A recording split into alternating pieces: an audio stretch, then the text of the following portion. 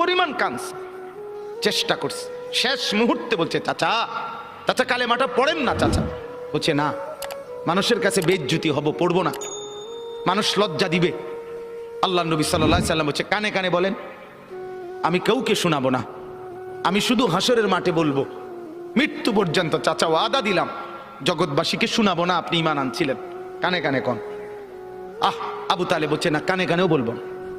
এবার নবী বলে চোখের পানি ফেলতে ফেলতে, চাচা এমনও কইতেন না তো, ঠিক আছে চাচা আমি কালেমাটা পড়ি, আপনি শুধু ঠোঁটটা নাড়েন, আপনি শুধু ঠোঁটটা নাড়বেন, আমি হাসরের দিন বলবো মাওলা আমার চাচা কালেমা পড়ছিল এজন্য ঠোঁট নাড়ছে, এর সুযোগ দেন। চাচা বলছে না না না, আমি ঠোঁটও নাড়বো না।